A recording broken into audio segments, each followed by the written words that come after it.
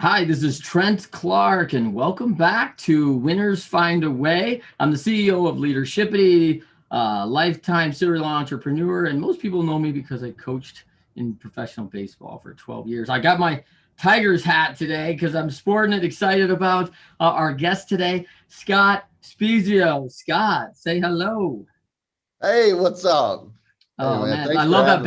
back. I love the backdrop, man. Like look at Right? you, right? You're right in the front. Hey, well, and I got my Illini gear on because they're coming tip off here, 12:15 today. So I'm Yeah, rooting them on. that's right. But A proud alumni right there of, yeah, of the Illini and former player for them. We're going to get into that a little bit.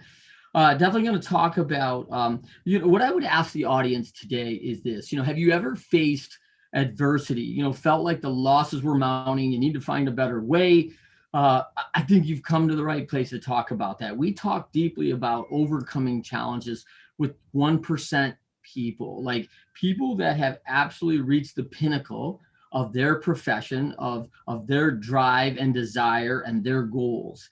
And it's exciting to speak with business leaders, sports leaders, athletes, musicians, artists. It's just great to have a different scope of things. But today I welcome, of course, my good friend, Scott Spiezio, and there will be a time at the end of our talk together where you can ask Q&A. Everybody's welcome to come on and ask any questions. You can ask those in the chat. We'll be monitoring that, and I'll be looking for it. But here's a few highlights, Scott, that I just jotted down about you, right? And there are this is like a laundry list of stuff I could do. But when I think about that, Illinois kid, small town Illinois kid, and you become a Big Ten superstar. You hit 48 home runs in just 3 years at the University of Illinois, representing your colors there. And by the way, I'm representing Illini colors today too, even though I was going for Tigers, by the way. But I am representing the Illini because my Spartans lost last night. So the A's brought up. Then this is an interesting fact about you and I. Like our paths crossed like in a weird way through our lives, right? Because we didn't know each other, but I was there coaching the day in Cleveland when you were brought up with the A's on your first day in the major league. So that was a really cool story that you share, and we're going to talk about that. A free agent contract with the Angels where I was already at. So we became friends coaching Scott, and what a pleasure as a coach to have a guy who comes in and just does his job and works at it. So that was pretty awesome. Big part and a huge part of leading us to the first ever Angels World Championship. Hit probably the most memorable home run of all Angels history in '02. And you became, for me, Captain Clutch, right? Because you were so good. And John Wooden talks about being your best when your best is needed. And we're going to talk about that because you hit 327 in the playoffs that year, 18 for 57, set the record, tied the record with another guy I coached, Sandy Alomar Jr., with 19 RBIs in a playoff, which is just unreal. David Ortiz later tied that. So let's get into it, Scott. Let's talk a little bit. Well, first of all, say hello to everybody. And by the way, tell everybody where they can find you. Like, where can we find Scott Spiezio? If I want to reach out to you, are you on Facebook? Where are you on that we can find maybe things about you? well, first of all, thanks for having me, man. And yeah, we go way back, and it's just been such a pleasure for me to get back in touch with you over the last 2 years. And you guys really helped me grow spiritually and as a person, and I really appreciate that. I think what you're doing here is great. Yeah, I love the title of the show because I hate to lose, and Yeah, right. Me I too. I definitely want to find a way, whatever it takes to win. But as far as you could, I have a Facebook page called Scott Spiezio. It's never too late. Yes, Um, we're that'll gonna have get into that. We're gonna some get new into stuff. that. Yep, yep. Uh, I have a Twitter account. It's at Scott_Spiezio. I'm on LinkedIn, and then Instagram at SpezioS is the places you can get me if I you love need it. me. That's Send me a perfect. message. Yeah. Yeah, so no one needs to. Hey, like you can find Scott Spiezio out there, the legendary 2002 and 2006 hero. So that's a cool for all of us who grow up, and we do have those heroes, right? Tell me, Scott, real quick, and you talk about that. Hey, it's winners find a way. Like, Mhm. why do you want to come on the show and talk a little bit about your, I mean, you know, a lot of people say, hey man, I went through some hard stuff. I don't really want to talk about it. Right. So why would you choose like, hey, I've got a message and let's talk about why you'd come on and share that with this show. Well, I mean, there's two reasons. One is I love baseball and I love sports. But probably the biggest one is because I went through some really hard times with alcohol and drug addiction, and I want to do whatever I can to help people avoid those pitfalls, and people who are suffering to what I said before, never give up. Um, there's just it's incredible. It's a very hard to do when you're in the midst of it, and I'm sure we'll probably get into that more. But it's something that a lot of people think that they don't have a chance, and they just kind of isolate themselves and just kind of give up, and it's starting with just moving one stick, just doing one thing, and just Yeah. digging yourself out of that hole.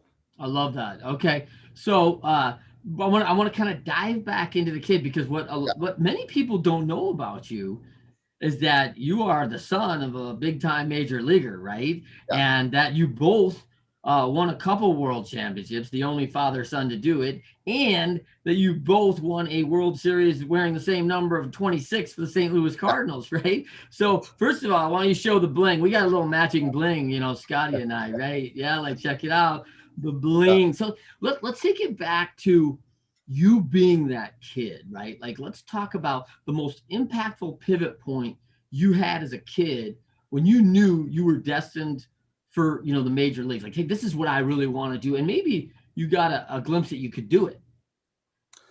Yeah, well, I always wanted to be a major leaguer. I remember in grade school, my teachers give me those aptitude tests, and they come back fireman or doctor or whatever, and I'd always be so disappointed that they didn't say major league baseball player. I couldn't. I'm like, these tests are stupid.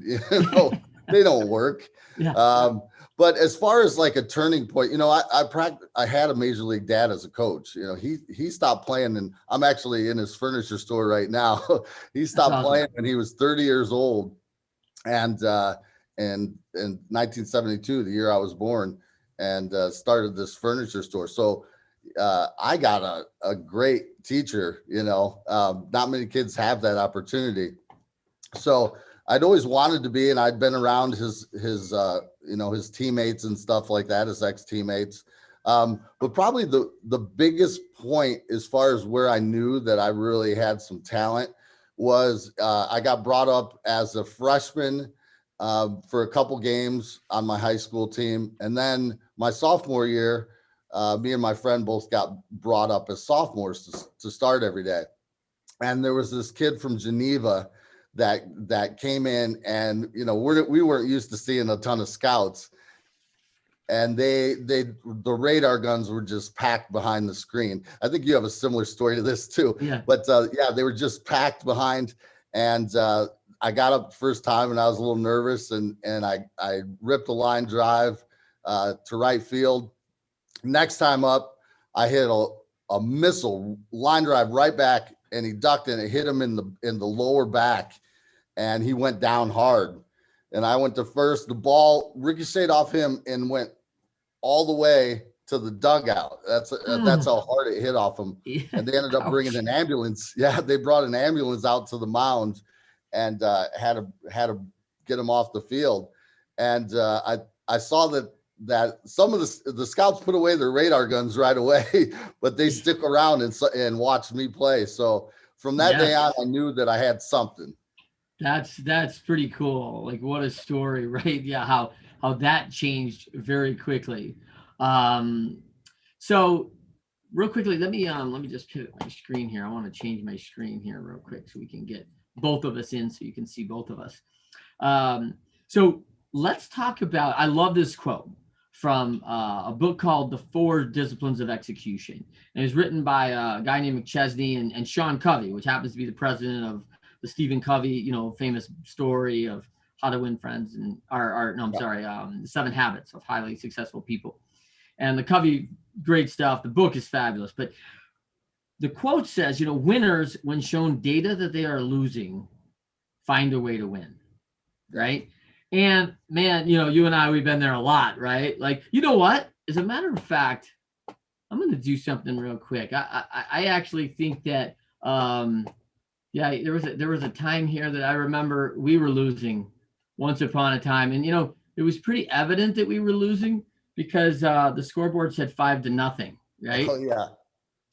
And as I was thinking about that, I was thinking, like, man, how tough, how rough this is going to be, right? To be in the middle of the game. I think it was late in the game. I think it's the 7th inning. Let me just see if I can find this clip here. All right, can you see my clip here? Yeah, I can see it. Okay. I'm going to show this just real quick. I can ever remember being a part of, man. So, like, I kind of feel like it's just awesome that, was there for it, right? Like, just being a part of that moment was so special. When I look back at that, and man, this is the epitome of, winners find a way, right? Like, all the KPIs is, hey, the data says we're losing. Like, it's 5-0. It's the bottom of the 7th, and the starting pitcher, who you did not hit that off, was already given the ball as like, hey, keep that as a memento because this is game 6 and now you're the World Series winning pitcher, right? And a little bit of a mistake for me by their manager. But let's talk about that a little bit. Like, what do you think about that when you think about winners find a way? Well, I mean, that whole 2002 season with the Angels, that was, we had the rally monkey. We were, if we were down in the 7th and they put that thing up, we knew we were winning.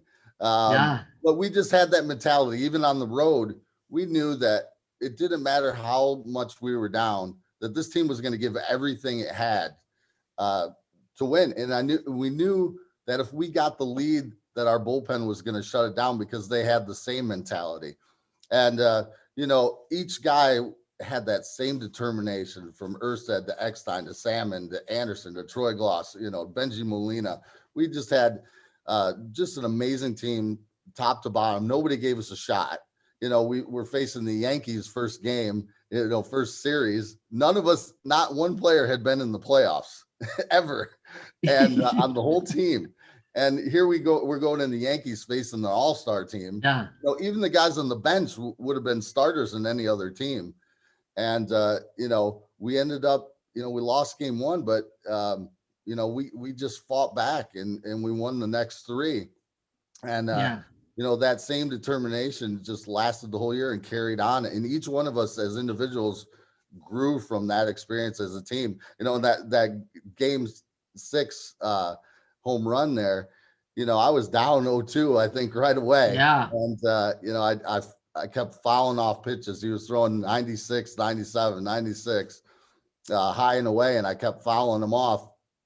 But I just knew that if I could give us a spark of any kind, that this team would take off.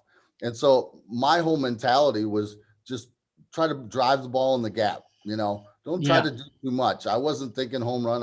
I was basically trying to get something going, get a run on the board. And, finally on the 8th pitch, 3-2, he threw it down and in, and I got just enough of it to get it out. And, I was praying on the way to first base, Lord, please push this one out. Get some wind. Some wind in the stadium. Yeah. I was talking to Gene Autry, too, who's a 26 guy. I'm like, come on, Gene. I know you're up there. Yeah, the reference to the legendary Angels owner and cowboy actor, right? Like Gene Autry, who was a longtime Angel owner. So, I think that for me, Scott, it was just such a mentality, a lesson in mentality. And I know for myself and like a good friend of ours, Coach Kevin Santiago, like, we like to show that at bat to young players. And like, this is what battling looks like. Like, and there's nothing wrong with fouling a ball with 2 strikes into the dugout. like you got to live another day, right? Like, And Yep. what that means, because not every pitch is going 40 rows deep in center field. Like, you're kidding. Exactly. Like, that's not the way the game's played. So, yeah, and I think, boy, I mean, what a spark that was for the team in the moment, like, to get us back. We ended up, of course, coming back and winning that magical game. And then, of course, we were down again in game 7 and Yeah. came back. And so it was, you're right. There was a really special part of that team. And about that winners find a way. And I think one of the things that's really special about that team I like to talk about when I speak publicly is that we had so many contributions from so many different players. You know, when you talk about winning teams finding a way, you know, it can come from anywhere, from a great pitching performance. If someone comes in who just gets, you know, in the heart of their lineup, who just stops, like, and gets 5 of 6 strikeouts, and we're off the field really quick and back to offense, putting pressure back on them, and those little things that made such a difference, and sacrifice bunts and great defensive plays. And there's so many ways to contribute to a team, right? Yes. Yeah. Yeah. You know, the game today is changed a lot. And I don't like that at all, because you don't see those sacrifice bunts. You don't see guys getting over. And I remember Joe Madden talking to us, you know, and he'd be like, listen, and Sosha, they say, listen, you know, don't worry about how many RBIs you have or how many home runs you have or what your average is going to be. If you do the little things, I guarantee all of you will do better. And it was the truth. We had, you know, 5 guys with over 20 home runs and 100 RBIs, you know, a lot of guys between the 50 and 80 Yes. RBI. And so it just bred, you know, by Yes. being a team player, our individual numbers were better. And then the outcome was better. And there's no individual moment, including this game 6 home run, that compares to a team moment, you know? And Yeah. so to be a team player is really the key to Well, and I enjoying loved the it. game. I think that says something about you, Scott, right? When we talk about this, like, you don't have the picture in the back of you hitting the home run. You have the picture of the back of the team celebrating the last out, right? Like that was the deal. This is when all the work. I love 2 quotes by Belichick that we're talking about. Like, as you mentioned, legendary Joe Madden, right? And he's a great coach. And Belichick said, one is that he's like, I know we have a good team when everybody on the team knows his job and is doing it. Right? Right. Like, well, I want to hit home runs like Scott does. Well, that's not my job. Like, Trent, like, be quick, get on base. Like, that's not your job to hit home runs. Like, know your role and do it really well, because that's how you contribute inside that organization. And then, of course, you talk about all the sacrifices as a team, and when we talk about these teams, especially, I like to share with people, like, how many cultures came together, races, like, backgrounds, experience, how we were raised as kids, all have to come together for this common good. And we share in those different lenses and those values from what we've been through to get there, to make us better. And then in the end, man, another Belichick I heard on the interview, like, it's earned, it's never given, right? Like, you got to put in the time. And I think, let's talk about this, because I think it's one of your superpowers, but let's hear what you've got to say. The superpower that separates you from others and catapults you to the 1%. Like, everyone wants to play in the major leagues, right? And you know how hard it is to get there, which is staggering, right? The stats. But we both know how hard it is to stay there, right? Right. Which is the really staggering stat that no one really ever talks about, right? Absolutely. So talk about, because you had that long tenured career, talk about what that superpower to you that separated it out. Well, it's funny you bring that up. It's easy to get there. It's hard to stay, because that's the one thing when I'd go to the old timers games with my dad and sit with Bob Gibson and Lou Brock and guys like that, they'd always say, work hard when you get there, because it's hard to stay. You got all these people from all these countries wanting to take your job, you know? And so, you know, my dad instilled that in me early. And as far as, you know, I'd say the 2 things that separate me was my work ethic and preparation, both physically and mentally, which led to mental toughness. You know, we'd practice every day in my backyard. I had 2 pitching mounds. My dad would throw to me. I had drills in the basement. I'd take, railroad ties and put them in my trunk when I got older and go to the sand pits and run the sand hills. And then at night I had subliminal mental tapes and positive affirmations playing before I went to bed, which helped me it put me in this visual state where I would visualize myself having success, at my level and even beyond. And I continued to do that. As far as like being in the World Series, I felt like I had already been there a million times because my dad in the backyard would finish every session with, it's 3-2 count, 2 outs, bottom of the 9th, game 7 of the World Series. You're down 1 run, bases loaded. What are you going to do? So I'd been in that situation so many times. When I got to that situation, there was no pressure. I felt comfortable, and I was able to try easier is the term I like to use. A lot of people get revved up and try too hard. In that situation, my whole goal was to slow the game down, and really get into the mental state where I didn't even hear the crowd. The crowd were going crazy. I didn't even hear them. The only time I heard the crowd was when the ball went over the fence and I pumped my fist. That was the one time that I finally heard the crowd. Now, as soon as I got back in the dugout, I had to settle myself down again. And after I gave high fives and everything, if you watch the whole game, I sit down, I close my eyes, and I start doing breathing techniques to slow myself down. Because I knew it was only 5-3, and then my next at bat might be huge. Yes, for sure. They ended up intentionally walking me, but I'd say that would be the 2 things, just the mental and physical preparation. Because Yogi Berra, his quotes, he always says crazy quotes, but he said the game's 90% mental, the other 50% is physical. Well, of course, his math's a little off, but I don't know where he gets his math. He was never good at math, Yogi. Right. But if that's true, then why is it that there's so many kids in athletics and even in business? How many people can use this in business that don't prepare mentally? My routine, into minor leagues and especially once I got to the major leagues, it probably was an hour to 2 hours every day of mental visualization and replays to get myself better. And that's hard work, Yeah. So 2 things I think that really come to my mind as you speak is I'm going to add something, because you love the preparation and you were so good at it, right? Like you took pride in that. And I think that was really important. But I love Wooden when he talks about conditioning. He talks about physical conditioning, which you were also good at. You and I worked a lot of that together. Yeah. Mental conditioning also, you did a lot on your own. We did a lot of that together, pushing you to what you could be. But I think you were also doing moral conditioning. As a young man, your parents were very faithful. You were very involved. Like you were not estranged to any kind of spiritual conditioning and like moral, doing the right things, making good choices as a young man.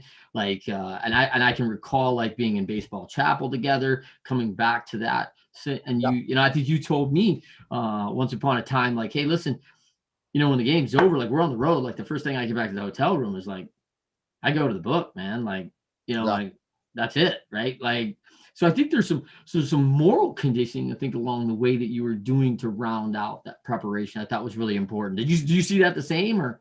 Oh yeah, absolutely. And that goes in. I mean, that's very interesting because that's doing the right thing and reading is what kept me focused. So I had a great role model in my parents and my father, very Christian based, just, we'd always have to go to church. I always say I was drugged as a kid, drugged to church, but, I always was a believer. I always had faith. I got stronger as I got to the University of Illinois through Fellowship of Christian Athletes. Yes.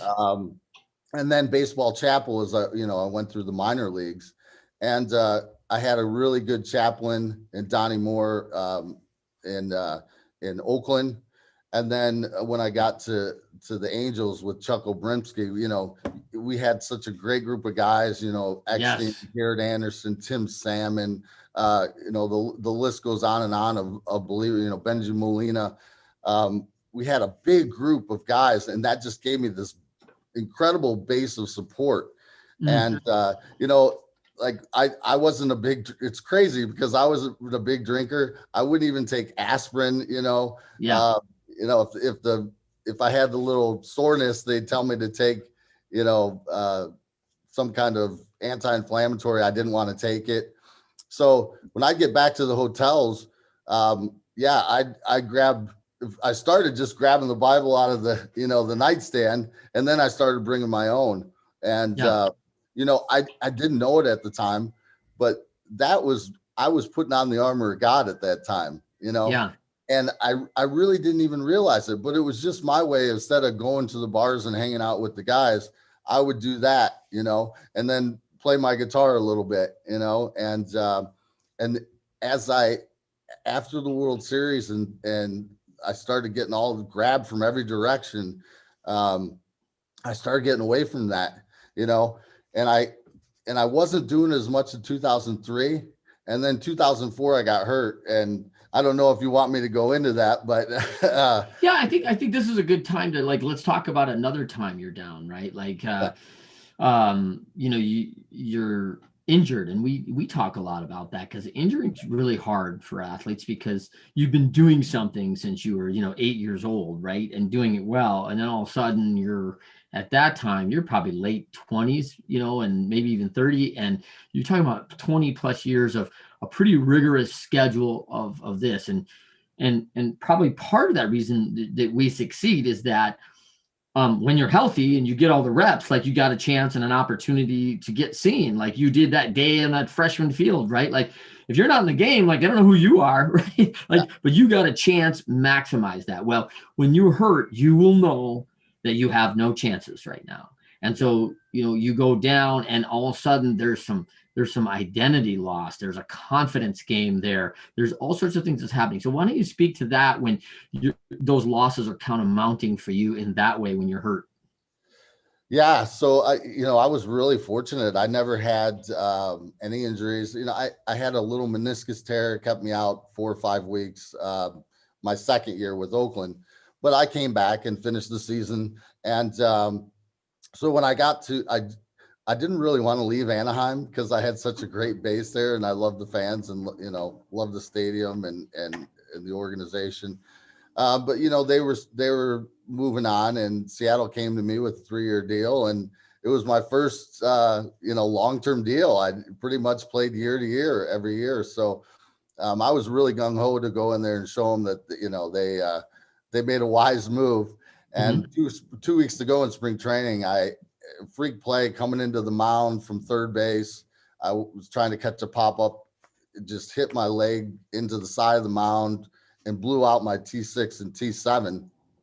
And I kept trying to play with it, and I just couldn't. So they were telling, you know, I went to a million doctors. They're telling me I might not walk. Then they're saying, well, you're probably not going to play. If you do, you're going to have to wait till July and you know, have a major surgery with a 5% chance of paralyzation. And so I all of a sudden got hit with this depression, and you know, I didn't have that support system yet because I hadn't been around these new guys that much. Right. My Right. family was there every day in spring training, so I didn't lean on anybody else. You know, we had two young boys at the time, and you know, I kind of spiraled out of control as far as mentally and my poise and this in my spiritual life. I was neglecting, you know, reading the word and attending church and so I just started making bad decision after bad decision, you know. Mm. And you know, when I look back, I wish I would have done things different, but you know, I learned so much from it. Yeah.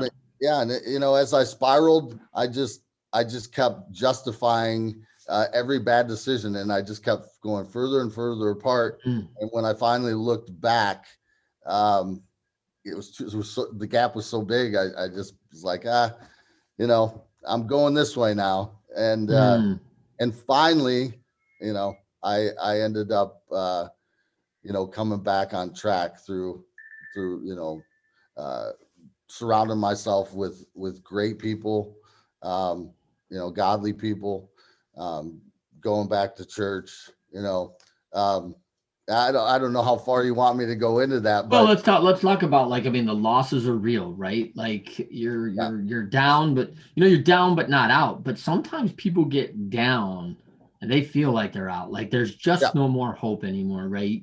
And I think that, as we talked about, like that, like, you and I were together when your two little boys and even your little girl was born, yeah, and I remember every day, they're hanging around the batting cage with dad. Your oldest was now in that age. He's kind of swinging the wiffle ball bat around and stuff. And people could see, here's a father, right? And now, you fast forward, 8 or 10 years, and, you have a broken relationship with your former wife. You got estranged children. You're not making good choices. And like, for people, like, what's the one belief, value, or action that you'd recommend others on that journey when things get hard? yeah, Like, and like, it's not easy, right? Like, and if yeah, anybody thinks anything you're going to do worth your goals, your big thing, it's going to get hard, like, right? But right, this is now facing stuff, like real stuff, hard life and death stuff. yeah. And what do you recommend? I mean, what do you recommend that we have to do to just stop the losing and begin to Yeah. turn things around? Tell me a little bit about that. Well, you just got to have that never give up mentality. You know, I remember when I was down and out and I had my kids, and you know, I was, I just seemed like I was failing as a father. And I basically, I started crying, and I asked my kids, I'm like, I had all three of them around me. I'm like, would it just be better if I wasn't involved in your life? Would it be better if I just leave you guys Yeah. alone? And they all Which, by started, the way, was a legitimate question. There was a lot of right. pain, right? That was a legit. You were being legitimate. Like, I'm not. Am I helping? I mean, because I just feel like there's a lot of pain around, right? Absolutely. I didn't know if I was, if they were just not, hating to be around me and, Yeah. faking it. And Yeah. I just, I said, would it be easier for you guys? And, and they all started crying and said, no, no, we love you. And I'd tear up, but, my oldest son said, it's never too late, Dad. It's never too late. And, it just hit me, and it's like, you know what, it is never too late. And that was the start of me starting to get back on track. And like I said before, it's easy to get buried by all the weight of everything, your addiction, your broken relationships, the guilt Mm. of doing everything. Yes. And you know first you have to stop listening to naysayers. Get away from the people that are telling you that you're worthless. Get away from, start reading the word, so the devil is not throwing his fiery darts at you and saying Mm-hmm. you're worthless, you're not worthy of, Yeah. Jesus' salvation. And so I had to stop listening to that and surrounding myself with better people, reading the word, and just go out and start moving sticks. I live in the middle of the country, and I've got a lot of woods. And so Yeah. I basically literally went out and started moving sticks and getting them out of the yard so I can mow. And before you know it, it went from me barely getting off the couch, when my kids weren't around, to me being out in the yard and mowing and chainsawing and all sorts of things, making paths in my woods. And eventually I got out of it. And as I started getting out, I got more and more confidence. And, Mm. and then my goal was to put God first, to put my family a close, a second, of Yeah. course. And nobody takes precedent over God in my life anymore. But family and true friends. I went back to my roots. I'm in my hometown. I was isolating myself. I went back out and searched out my true friends. People from grade school, from high Sure. school, Sure. I hadn't talked to in years. And it was just amazing how they didn't, it wasn't that they wanted to be around me because I was a baseball player, Major League, 2-time World Series, whatever. Right. Lead singer of Sand Frog. Yeah. Yeah. But We it should was talk about because, your band. Yeah. right, no, we don't. But it was because, they truly cared about me, Right. and, they really wanted me to be better. And, my, my parents, my sisters, my whole family, true friends, um, Tanya Boyer, who I'm in a relationship with now, a Christian relationship. Um, she was incredible. She stayed by my side. You and Kevin Santiago came down and had Bible study with me. When I was starting to come out of my death cocoon, and that really meant something. Yeah. And here I hadn't talked to you, and I hadn't met Kevin. And Kevin told me his story, his testimony, and for you guys to drive down once a week and meet with me just meant something, incredible. And and then just, it's amazing how God brings things into your life. I ended up, reconnecting with my kids in a way that I hadn't before. Yes. Reconnecting with my parents and sisters in a way I hadn't before, with my true friends. And, Well, I love what you've done as far as making that statement, Scott Spezio, it's never too late. You've made that truth from three significant sources for me, right? Which is one, we were all on the bench and we might have been lying to each other, but we're like, hey, it's only the 7th. It's never too late. We still got an out left, right? Like, I don't know if we were so confident, right? But then you proved it, like, hey, maybe it really is never too late, right? Because you hit the home run and got us going. And then, you made it true for Tyler, like your one of your sons, like that said, hey, it's never too late, Dad. Like, and you've shown that to him. And then, of course, I think one of the most powerful, right, is our Lord says it's never too late also, right? He says, hey, I'm here. And I think you're living that. And I think that's truly awesome, man. I mean, incredible. Like, it's just incredible, man. I think we got it like wrap there, bro. Like, I mean, I think we got to, I do want to hear, like, for we talked about a lot of things, and your dad obviously very influential. I'm glad we got to at least cover a little bit of it. But like, as you talk about this, what do you think? Like, if you had one thing to tell somebody, they want to be great. They want to be elite. They're on the path. They're working hard, and we run into setbacks. Like, what is there something that you'd like to tell them that we haven't covered today, that maybe, some things they have to consider, like, hey, this isn't unforeseen, like, it's going to happen, right? And I think I love that you said, I think one of the things that most people don't recognize, I love this when you said that, hey, that at bat in game 6, like, I'd had that bat 2,500 times in my life mentally, right? Like, right. And people don't think, like, I like to tell people, like, yeah, I was a coach. I was like what I call a dream maker, because I help these guys all live their dreams. Because 15 years ago, we were all running around our backyard going bottom of the ninth, 2 outs with our wiffle bat, right. And we were putting ourselves in that situation. And now, like, you're actually in the middle of it, right? Like, you're actually, and you hear people going, hey, how you doing, man? Living the dream. No, these people are actually living the dream, like, happening right now. Right. So tell me about what you might tell them. Maybe one, a nugget or two that you think a takeaway. Just things off the top of my head as far as, like, how to come back from setbacks. Yes. Yep. Well, I mean, I think I covered a bunch of that, as far as just that never give up attitude. Mm-hmm. But as far as, like, trying to get to your dreams, the biggest thing for me was, I had dreams, so I had to set goals. So, and Did you write those down? Did you write them down?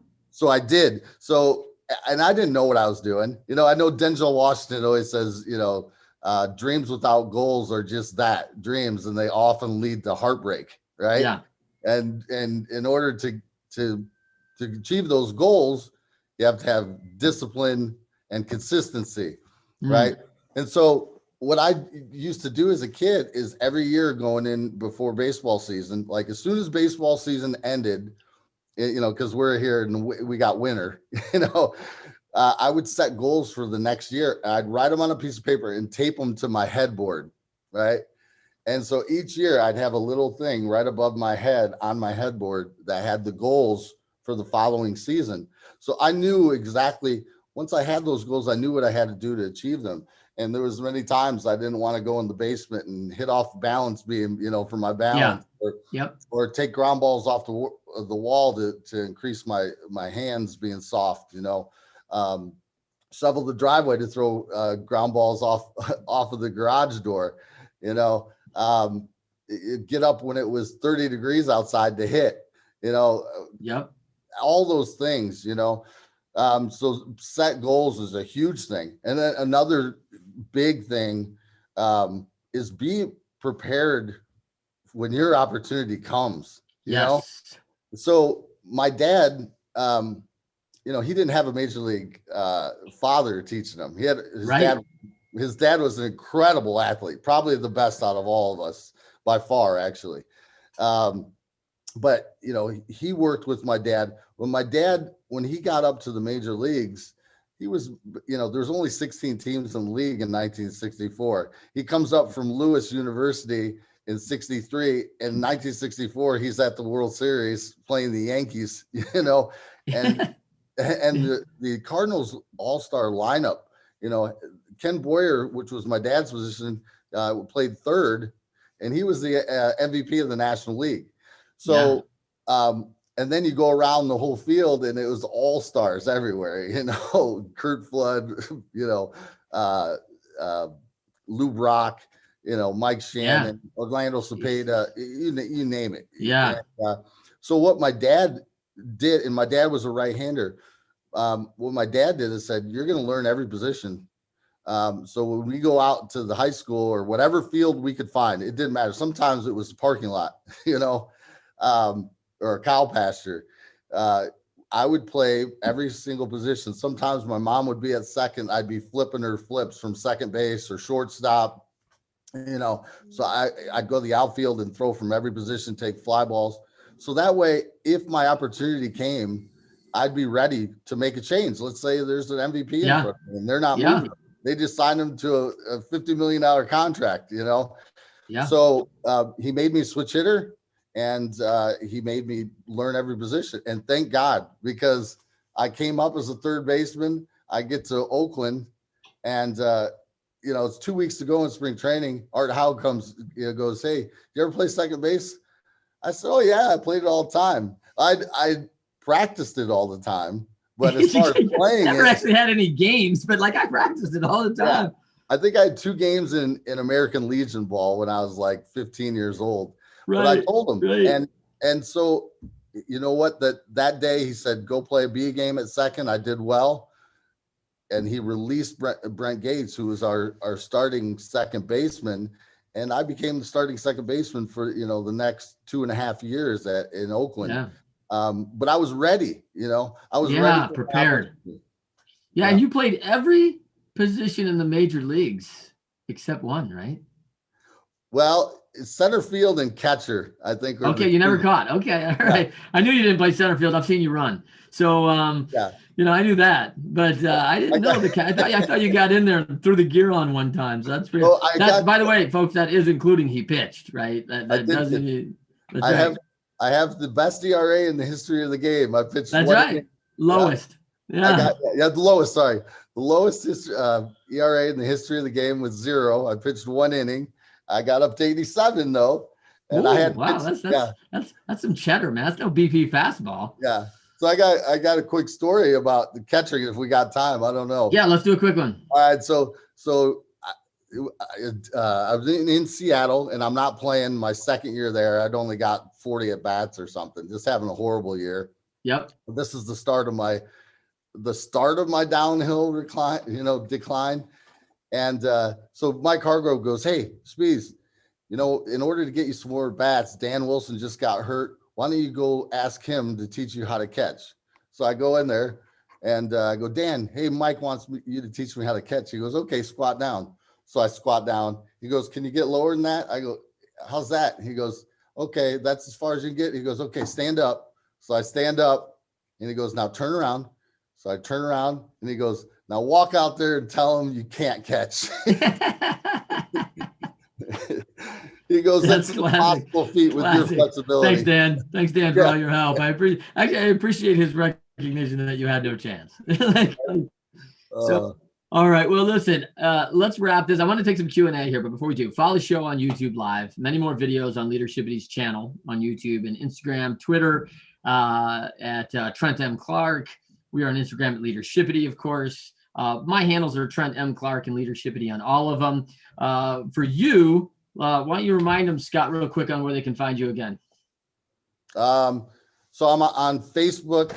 I got to look. Yeah, good. Yeah, check it all out, man. Yeah, I got to go to the digits, right? Facebook page, Scott Spiezio. It's never too late. I'm on Twitter at Scott_Spiezio. LinkedIn on Scott Spiezio. Instagram at Spiezio S. So those are places you can get me. Yeah. Yeah, Scott's available for hire. He does speaking engagements, corporate events. So yeah, probably reach out. Does it still hitting lessons and stuff like? Yeah. Oh wow. yeah. Can you imagine someone getting hitting from a 2-time World Series champion? That's pretty crazy, right? Yeah. So I am starting. I actually already have the LLC for Spiezio baseball. I have a facility in Morris here, and I've been doing private lessons. So there's going to be a Facebook page started called Spiezio Baseball soon, and I'll be sending invites for those people around Morris, Illinois. So, nice. Yeah. That's beautiful. If you enjoyed today's episode, please continue listening and rate Winners Find a Way. 5 stars, please.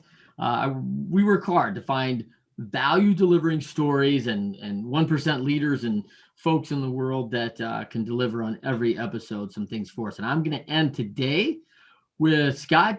Give us your best verse. Give us your best verse that you have.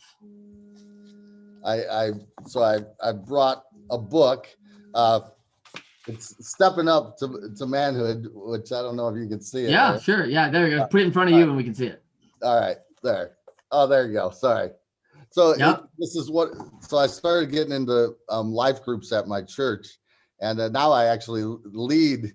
I did Not a Fan, and nice, great book. We're doing letters to the church, and also men's group. It's at the Village Christian Church in Manuka on Tuesday nights. There's a men's group, and I have mine on Monday nights. But the Stepping Up Call to Courageous Manhood was just an incredible series for me. That's by Dennis Rainey, right? Yeah, it was amazing, and it was like God put the people. Charlie Pierce, who was leading my rooted group, asked me to join, and I'm thinking, oh, this is another thing, and now I don't ever want to miss it on Tuesday nights, and I'm trying to bring as many people from the area that I know to it. But I have a couple quotes. So one, or scriptures, John 16:33. In the world you have tribulation, but take courage. I have overcome the world. Now, if that doesn't take pressure off, I don't know what will. Yeah, I like that, right? I find like pressure to be self-applied, right? And so with that, like, are we applying that pressure on? Because that's not how the world works, right? That's not how under his tutelage it works. I'll drop mine in, and then I'll give you another one to finish up. All right, yeah. My quote today is James 1:22, right? I always love that. Yeah. Do not merely listen to the word and so deceive yourselves. Do what it says. And for me, that was very important for you, Scott. I admire about you. We grow up listening to the word, and like you say, being dragged to church, and we listen to teachers, but are we deceiving ourselves that we're not getting the information? Are we deceiving ourselves that we think we know when we don't know? When we actually put that and execute that word into it. And I think when I look at you and your turnaround and how you found a way to win, I just admire the way that you've taken action, right? Like you said, hey, I will do what it says. And you've done that. And I love that about you, man. I think it's Oh, very admirable. So well, I learned that for some great people like yourself, Kevin, Charlie, Nate, Nick, everybody at the church, and my dad. Service is a huge part of being a Christian and bringing other people to have a personal relationship with Jesus. That's my goal now. I love baseball and I love everything, but that's the one thing you can't do in heaven, and that's what Albert Pujols gave me a book in 2007 when I was struggling. He said, "What's wrong?" And he gave me a book, and it was the one thing you can't do in heaven, and that's bring people to a personal relationship with Jesus, and that's what it's all about for me. that's cool. That's awesome. Let's wrap right there. Let's All right, let's go to some quick Q&A here. sure. And thank you for everyone joining us. If you have any questions, I may be able to get it in if you get it in the chat quickly. But my first question is um, how did you get developed by like other coaches and other leaders? Like what were some of the influencers? I mean, we talked about your dad, but you had a lot of them, like coaches, Illinois, a bunch of other things. What were some of those big development moments for you that you really gleaned from some of the top coaching that you had? Um, well, I mean, as far as physically, Ron Washington was unbelievable at teaching me how to play second base and become a better infielder. His work ethic was unbelievable. I had 2 weeks to basically learn second base. I had, practiced it, but not at the major league level or any Right. level as far as game speed. So we were out there at 7 o'clock every morning, so much so turning double plays that my hands swelled up. Um, and I had to actually take a day off because it was just so swollen from working so hard. But I ended up that year only making 7 errors. I was second in total chances and second in double plays turned, and I had missed 15 days with I got hit by Henkin in my hand. But as far as physical, he was probably the best one. Joe Madden was great. Never giving never letting down. I remember his phrase, jug runs. That was, say we're winning 2-1 going into the bottom of the eighth or something at home. He'd say, "Let's get jug runs. Let's make sure that we're going for the jugular." And that was huge for us in 2002 and 2000. Yeah. Yeah, Um, he really taught young players how to win, right? absolutely, Like you can't let off the gas, right? Like and there's a way to win. And a lot of and when you talk about that O2 team, no playoff experience, like that became very important to teach because you were literally learning how to win on the fly, right? Like because yeah, it's not like you had people who are like, hey, this is the time where we got to absolutely, because I've been here 13 times, right? We yeah, didn't have anybody. right, So that yeah, was yeah, yeah. that's awesome.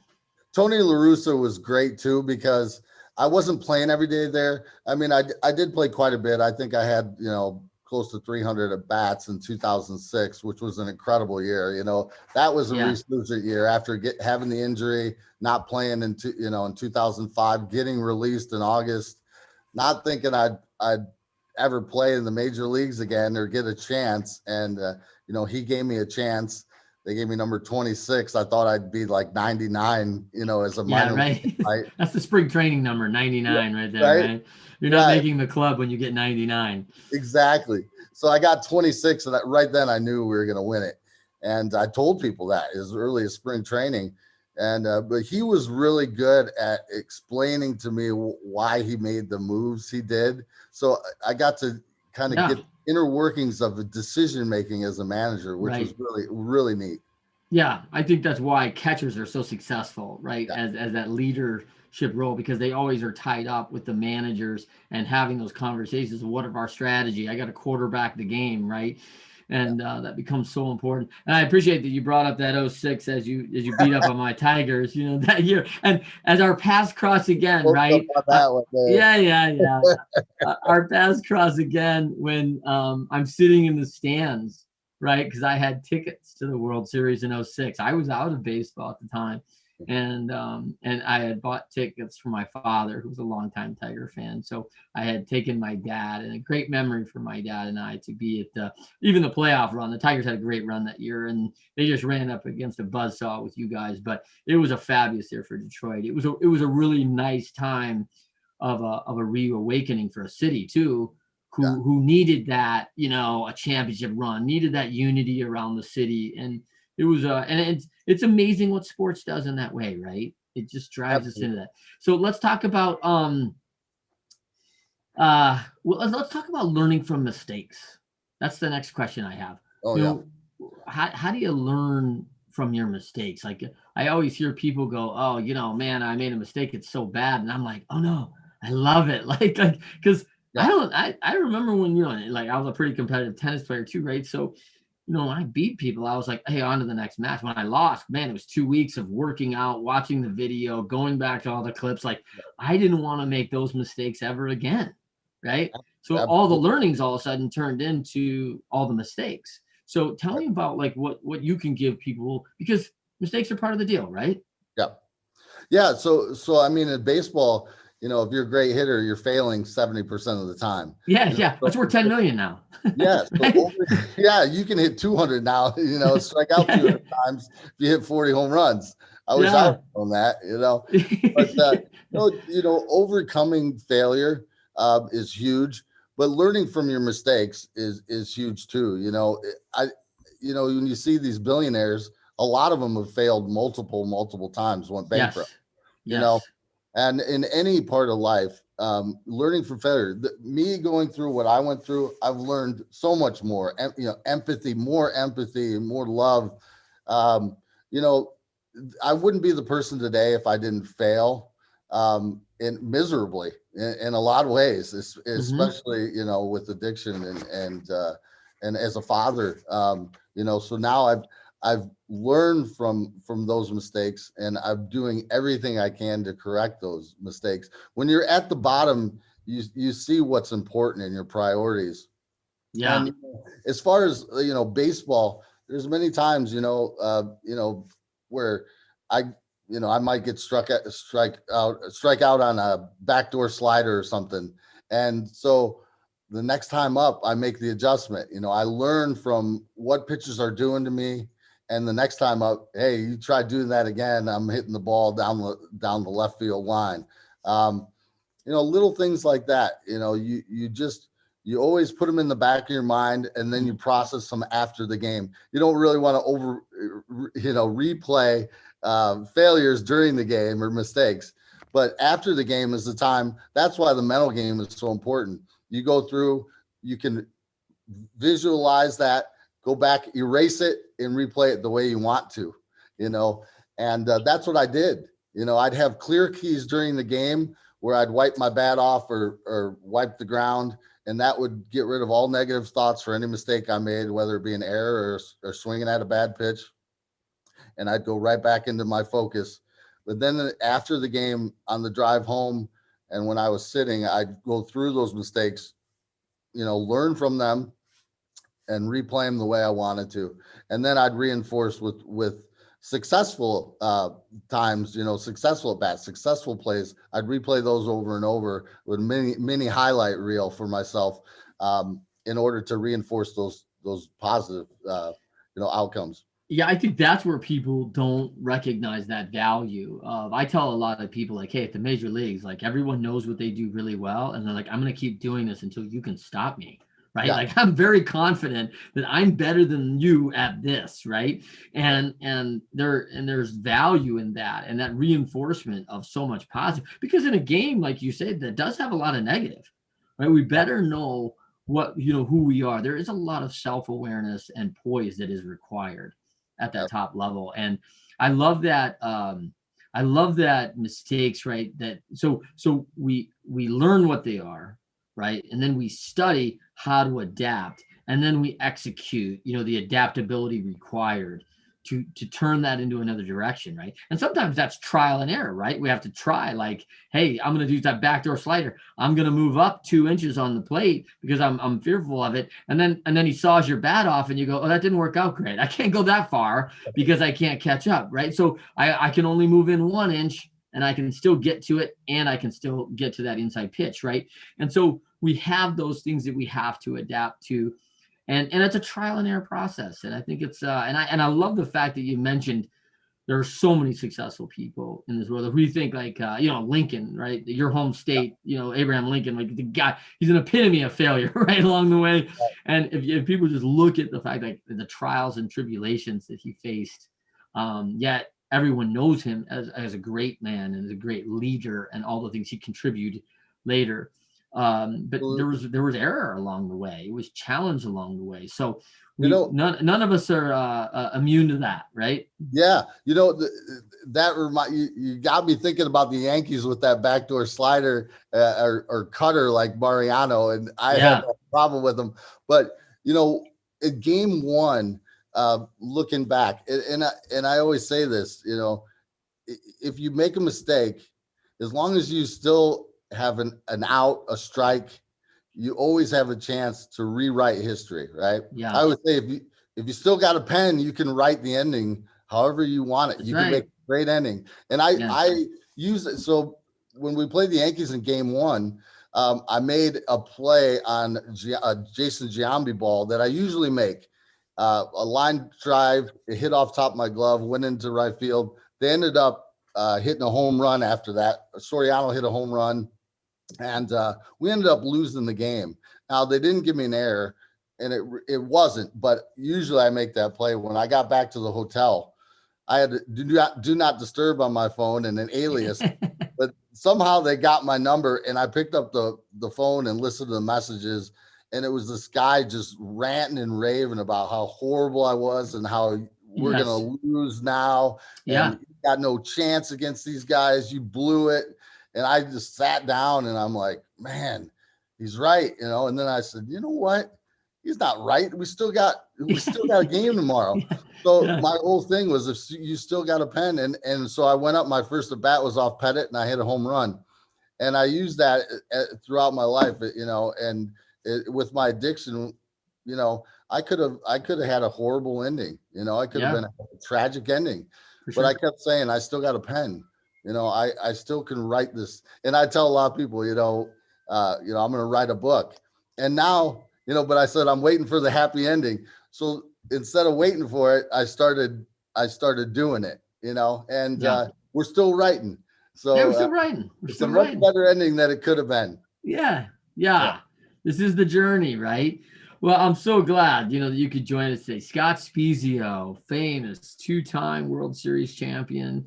Man, it's exciting. Good friend of mine. And so I'm excited that we got to share this time together, Scott. For everyone out there, thank you for joining us today. Appreciate your good questions. If I didn't get to your question, I apologize. A lot of good stories from Scott, a lot of good information that we take away from that, right? And I'll just tell you, I think Scott Spiezio, it's never too late, right? You have to, if there's one thing I learned today, like, hey, you got to keep pressing, you got to keep moving. There's failures in this lifetime, and we win or we learn, right? And some of those mistakes, we're going to come back and we're going to learn and we're going to get better and get back up and do it again. And it's never too late. There's still that pen, man. Rewrite that ending. So thankful, Scott. Thank you. So blessed to have you with us today, my man. Oh, it was such a pleasure, man. Love you, brother, and looking forward to getting together soon, man. Thanks so much for having me on. It was a great discussion. Thanks, Scott. For everyone, thank you for joining us for Winners Find a Way. You can find us on the Leadershipity channel, and look forward to next Friday when we welcome Juan Otero, a good childhood friend of mine, actually. And we got separated many years, and I found him in Nashville, who is a songwriter now, writes for some of the top artists in the world. And his challenges that he overcame is absolutely one of the best stories, and probably likely to be a movie someday. So I'm really excited about Juan joining us next Friday, 12:30 p.m. Eastern, 9:30 a.m. Pacific. Join us on Winners Find a Way. Thanks so much. Have a great weekend, everybody.